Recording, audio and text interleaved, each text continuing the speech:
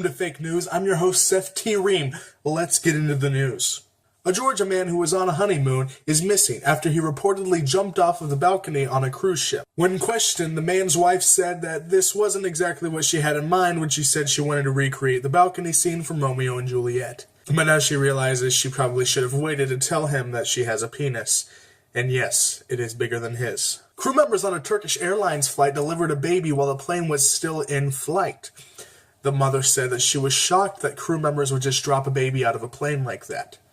April the giraffe has not yet given birth to her calf, despite showing signs of going into labor for weeks now. In other news, nobody gives a shit. Seriously, there are more important issues than a fucking giraffe giving birth. If all you are worried about is when a giraffe is going to give birth, then you're the reason why we have a spoiled Oompa Loompa on steroids in the White House. Maybe if you cared about something other than a giraffe, the world would be a better place. Sorry for the rant. That wasn't directed towards everyone. Just a few people. You know who you are, Jerry.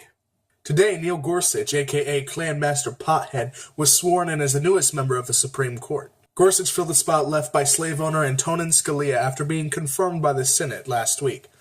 Well, sort of. Remember the Republicans changed the rules so that way Democrats couldn't keep a homophobic white supremacist from being on the Supreme Court?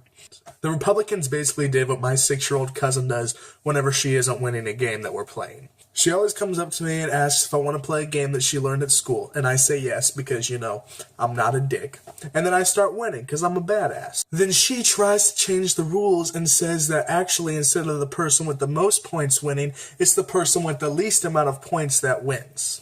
Then I run to CNN and let the rest of the world know how stupid it is. Wow. Who knew that old white guys had so much in common with a 6-year-old little girl? A big congratulations to President Donald Trump, who has now been to his golf course in Florida 16 times in the 11 weeks that he's been in office. People said he couldn't do it, but finally he filled up his punch card.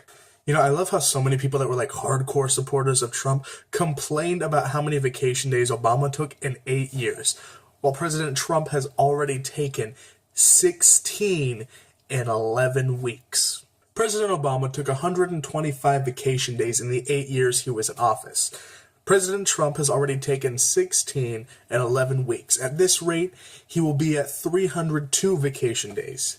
And that's just in 4 years. But hey, what do I know? I'm just a liberal millennial snowflake who thinks he's entitled to everything.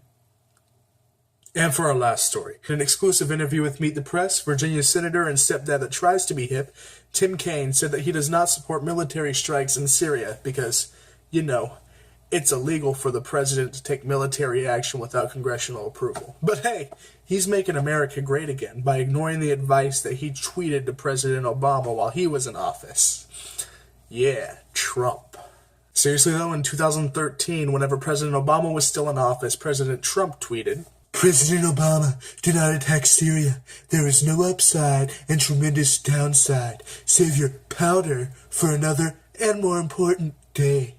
But since when does President Trump do what other people suggest? No, Steve Bannon, get out of here.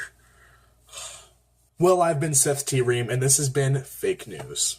If you enjoyed this video, be sure to hit the like button. If you did not enjoy this video, put your Trump hat back on and go back to your bubble. If you want to see more videos just like this, be sure to hit the subscribe button and the bell next to it so you can get notified whenever I post a new video.